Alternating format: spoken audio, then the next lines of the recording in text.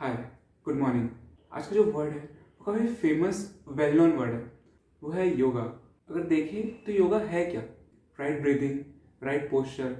कि इसमें सिर्फ इतना ही है या और भी कई सारी चीज़ें हैं समझने के लिए? तो हम स्टार्टिंग से देखते हैं कि योगा में और कौन कौन सी चीज़ें हैं।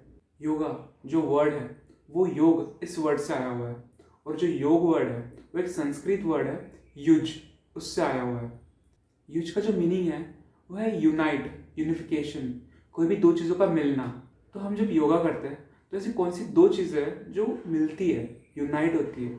तो हम ये स्टेप बाय स्टेप देखेंगे कि कौन सी दो चीज़ें कैसी मिलती है और वो दो चीज़ें कौन सी है और उसका हमें फ़ायदा क्या होता है। तो हम जो ये योगा करते हैं, राइट ब्रीदिंग, राइट पोस्चर, तो जो राइट ब्रीदिंग है उससे हमारा जो ध्यान है वो स्टेबल होता है, और हमारा ध्यान स्टेबल हो जाने की वजह से हमारा मन भी स्टेबल होता है, हमारा माइंड भी स्टेबल होता है। तो एक एग्जाम्पल से हम ये समझते हैं कि कैसे होता है। हमारा मन जो होता है वो पानी के जैसे होता है। जैसे पानी में मिट्टी होती है, मड होती है, और जो मन होता है, माइंड, उसमें मेमोरीज होती है।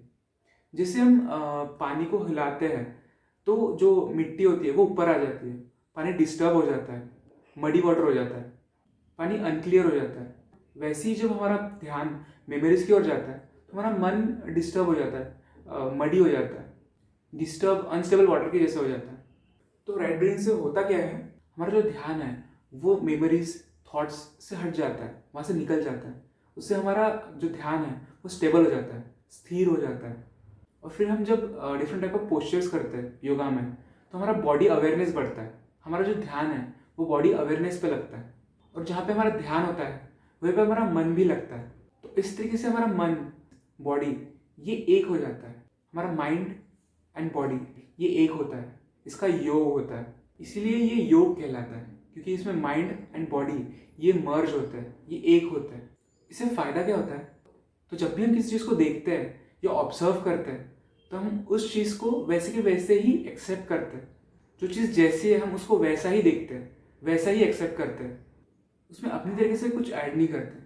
हम उसको कंपेयर नहीं करते, जैसे अच्छा, बुरा, इजी, डिफ़िकल्ट।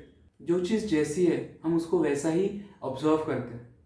उस वक्त जजमेंटल नहीं होते हम। ये जो स्टेट ऑफ माइंड है वो हमारे इमोशंस के लिए बहुत हेल्दी स्टेट ऑफ माइंड है।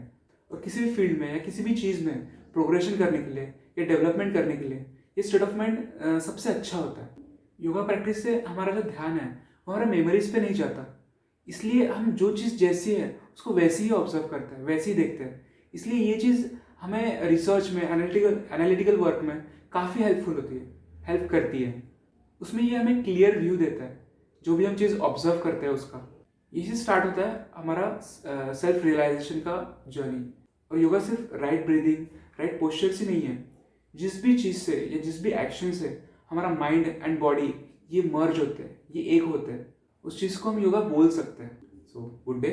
नेक्स्ट टाइम हम किसी नए वर्ड के साथ आएंगे। नमस्ते।